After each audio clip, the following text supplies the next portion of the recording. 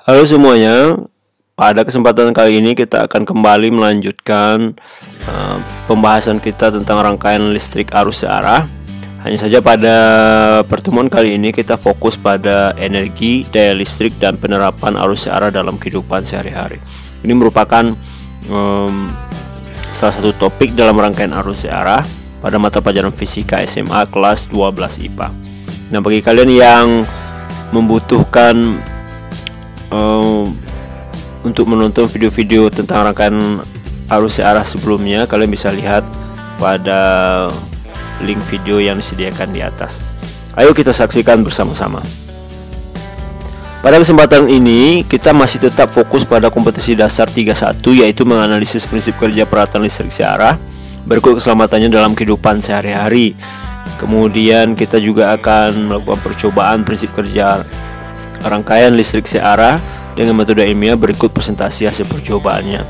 Itu untuk kompetensi dasar aspek keterampilan. Sedangkan indikatornya di akhir pembelajaran kalian nanti diharapkan dapat memformulasikan energi dan daya listrik arus searah dalam kehidupan sehari-hari. Kemudian indikator berikutnya kalian diharapkan dapat menerapkan konsep energi dan daya listrik arus searah dalam kehidupan. Kemudian yang terakhir kalian diharapkan dapat menganalisis prinsip kerja arus searah seperti mobil. Nah, kita semua pasti familiar dengan gambar ini. Ini adalah gambar bola lampu dengan daya 23 watt. Ada tulisan 23 watt di sini. Ini adalah lampu LED. Jadi kalau di rumah kalian itu pasti ditemukan angka-angka 5 watt, 10 watt, 23 watt dan lain sebagainya. Pertanyaan sekarang, apa maksud dari angka-angka tersebut? 5 watt, 10 watt, atau dalam hal ini 23 watt. Nah, untuk lebih jelasnya kita akan bahas dulu. Untuk menjawab pertanyaan tersebut kita akan bahas dulu konsep energi listrik. Konsep energi listrik itu pada dasarnya adalah perpindahan muatan listrik setiap waktu. Jadi untuk memindahkan sejumlah muatan melalui selisih potensial tertentu itu dibutuhkan sejumlah energi. Energi ini disimbolkan dengan W atau work, yang bisa kita cari dengan mengalihkan berapa muatan dan beda potensial. Nah, untuk lebih memahaminya kita tentu butuh lagi panggil pemahaman kita yang lama tentang muatan listrik, yaitu muatan listrik itu pada konsep arus, bahwasanya kuat arus itu kan sama dengan jumlah muatan setiap detik atau setiap waktu. Kalau kita sederhanakan lagi, muatan Q itu sama dengan kuat arus dikali dengan waktu.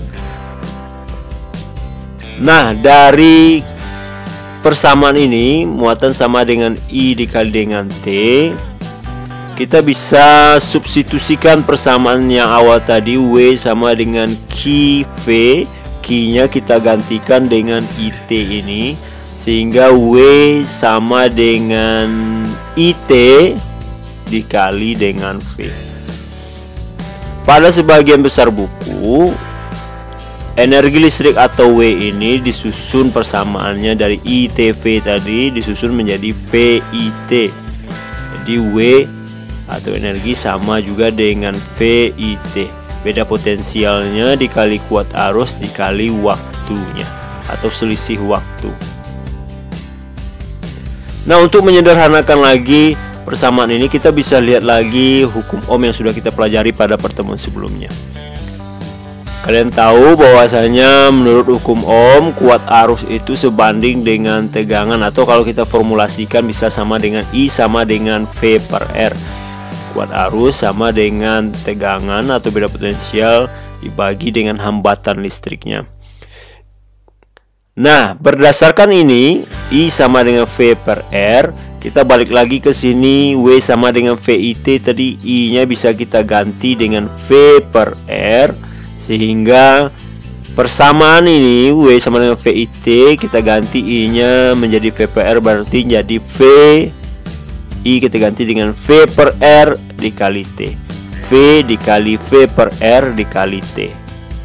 Sehingga kalau kita sederhanakan bisa menjadi persamaan W sama dengan V kuadrat per R dikali dengan T. Jadi persamaan W sama dengan VIT ini pertama kali bisa kita ubah bentuknya berdasarkan hukum Ohm ini menjadi V kuadrat per R kali T. Selanjutnya, kalau kita sederhanakan lagi hukum Ohm ini, I sama dengan V per R tadi, kalau kita susun V saja di sebelah kiri tentu sama dengan I dikali R. Nah, ini juga bisa kita gunakan untuk memodifikasi persamaan W sama dengan VIT ini. Kita ganti V ini dengan I kali R sehingga menjadi V, kita ganti dengan I kali R dikali I dikali T sehingga sama juga dengan I kuadrat RT. Jadi gitu ya. Nah, jadi persamaan yang bisa dipakai untuk energi listrik ini ada beberapa. Yang pertama, W sama dengan Q kali V, W sama dengan VIT, W sama dengan I kuadrat RT, dan W sama dengan V kuadrat per R kali T. Itu beberapa persamaan atau formula yang bisa kita pakai untuk menjelaskan tentang energi listrik. Nah, satuan energi ini adalah joule. Nah, balik lagi ke bola lampu tadi. Lalu apa hubungan antara joule dengan watt yang biasa tertulis pada peralatan elektronik? Kita sudah bahas tadi bahwasanya energi listrik itu adalah muatan dengan beda potensialnya. Tetapi pada kehidupan sehari-hari kita tidak disediakan angka energi pada peralatan elektronik kita. Hampir semua peralatan elektronik itu yang tertulis adalah wattnya. Nah, bagaimana hubungan antara joule dengan watt tersebut? Mari kita lanjutkan. Nah, konsep berikutnya setelah energi adalah daya listrik. Daya listrik ini adalah energi listrik yang digunakan suatu alat setiap satuan waktu. Jadi pada peralatan listrik itu yang digunakan adalah konsep daya listrik. Maksudnya berapa energi yang dibutuhkan oleh peralatan tersebut setiap detik. Itu yang kita sebut dengan daya listrik. Daya listrik ini biasanya disimbolkan dengan P atau power. Jadi satuan energi listrik tadi kan kita sudah bahas joule dan satuan waktu adalah second. Jadi daya listrik tentu sama juga dengan banyaknya energi yang dibutuhkan peralatan tersebut W setiap detik T. Jadi P power atau daya listrik itu sama juga dengan energi setiap waktu. P sama dengan W per T. Nah, dari sini kita bisa lihat satuannya. Jadi satuan daya listrik itu tentu sama juga dengan satuan W per satuan T. Satuan W atau work atau energi tadi sama dengan joule per second. Jadi satuan daya listrik adalah joule per second. Ini yang dikenal dengan watt atau disimbolkan dengan W.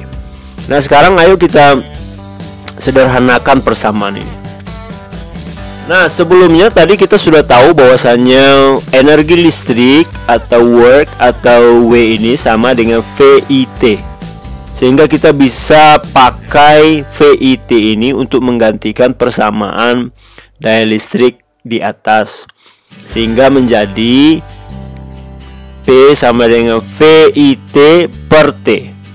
VIT per T. Sehingga T-nya bisa kita eliminasi. Sehingga yang tinggal VI saja. Sehingga persamaan P sama dengan W per T tadi bisa kita ganti dengan P sama dengan V dikali I. Nah, ini yang kita sebut dengan persamaan dari daya listrik. Nah, kemudian kita juga ingat kembali hukum Ohm. Berdasarkan hukum Ohm kita bisa modifikasi persamaan ini. Kita bisa ganti V-nya dengan I kali R, atau kita juga bisa ganti I ini dengan V per R.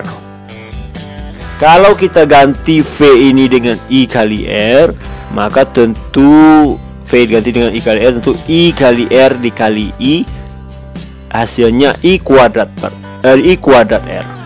Atau kalau kita ganti I-nya dengan V per R, tentu menjadi V dikali V per R, sama juga dengan V kuadrat per R. Nah, itu beberapa formula yang bisa kita pakai untuk menyelesaikan soal-soal tentang daya listrik. Lantas bagaimana hubungan antara energi listrik dan energi kalor? Kalau kalian perhatikan gambar ini merupakan pemanas air listrik. Jadi di sini kalian bisa tahu dengan menggunakan energi listrik kita bisa memanaskan air atau menghasilkan panas. Nah, ini sama juga dengan hubungannya dengan pelajaran kalian kelas 10 dulu. Jadi energi listrik yang diberikan oleh elemen pemanas listrik adalah W, energinya tadi sudah kita bahas, dan diubah menjadi elemen pemanas menjadi energi kalor Q yang dapat menaikkan temperatur T. Persamaannya bisa kita tulis W sama dengan Q sama dengan M dikali C kali delta T, dikali massa, kalor jenis, dan selisih temperaturnya. Ini T besar ya, maksudnya bukan T kecil. Jadi seperti itu hubungan antara energi listrik dan energi kalor. Jadi nanti kalau kalian dihadapkan persoalan bagaimana mencari hubungan energi kalor dan energi listrik, kalian bisa pakai persamaan ini. Kalian bisa ganti juga persamaan ini dengan W ini dengan apa yang sudah kita bahas sebelumnya. Nah, sesuai dengan indikator kita, berikutnya kita akan bahas bagaimana penerapan dari rangkaian arus listrik searah pada kehidupan sehari-hari, salah satunya yaitu pada rangkaian listrik pada mobil. Coba kalian lihat, rangkaian listrik pada mobil itu rumit sekali. Jadi tidak sesederhana ini sebenarnya. Banyak lagi rangkaian-rangkaian listrik pada mobil itu, seperti untuk menstarter mobil tersebut, untuk menghidupkan atau mengaktifkan, mengoperasikan wiper kaca mobil, untuk menaikkan turunkan kaca mobil, membuka mobil, mengaktifkan alarm mobil, belum lagi untuk menghidupkan lampu utama, lampu sen, banyak lagi. Belum lagi untuk mengatur power steering yang juga sekarang pakai listrik dan sebagainya. Jadi seperti yang kalian tahu, di mobil itu ada sumber dayanya yaitu aki. Nah, kemudian aki itu digunakan untuk mengoperasikan sirkuit listrik yang ada di beberapa tempat di dalam mobil tersebut. Jadi rumit sekali rangkaian listrik pada mobil tersebut. Nah, sekarang kita lihat yang lebih sederhananya. Jadi macam-macam komponen listrik di mobil tersebut. Ada untuk membuka pintu, di gagang pintu juga ada lampu, komponen listriknya macam-macam. Jadi ada, kalau seandainya mobilnya pakai sunroof, dia juga ada motor di sini yang membutuhkan listrik. Jadi ini yang lebih sederhananya ya, rangkaian mobil. Walaupun kenyataannya tidak sesederhana ini. Nah, pada dasarnya rangkaian listrik pada mobil itu dirangkai secara paralel. Sederhananya bisa kita gambar seperti ini, seperti yang sudah kita bahas pada video sebelumnya tentang rangkaian hambatan paralel. Jadi lebih kurang seperti ini. Kenapa dirangkai secara paralel? Salah satu alasannya adalah untuk memudahkan mengoperasikan. Jadi kalau kalian bayangkan ini adalah akinya, kalau tidak secara paralel, ketika kita putus saklar di sini, maka semua komponen listrik nanti tidak bisa mendapatkan sumber listrik tersebut. Kalau kita rangkai secara paralel, kita bisa buat saklar di masing-masing rangkaian. Misalnya kita kasih saklar di sini, kemudian kita kasih saklar di sini dan di sini, sehingga kalau kita hanya membutuhkan untuk mengoperasikan lampu yang ini, kita tinggal hubungkan saja saklar yang ada di sini dengan tidak mengganggu komponen listrik yang lainnya. Oleh karena itu dia dipasang secara paralel. Jadi seperti itu sederhananya. Untuk lebih lanjutnya silahkan kalian lakukan riset secara mandiri bagaimana hubungan atau bagaimana rangkaian listrik pada sebuah mobil. Untuk kalian yang memang tertarik pada elektronika, sangat baik sekali untuk melakukan riset lebih lanjut tentang rangkaian listrik pada mobil tersebut. Baik, itu saja pertemuan kita kali ini. Mudah-mudahan bermanfaat. Kalian yang mau menanyakan atau masih ragu tentang konsep ini, kalian bisa tanyakan pada kolom komentar di bawah, atau kita lanjutkan di kelas nantinya. Terima kasih. Sampai jumpa. Assalamualaikum warahmatullahi wabarakatuh.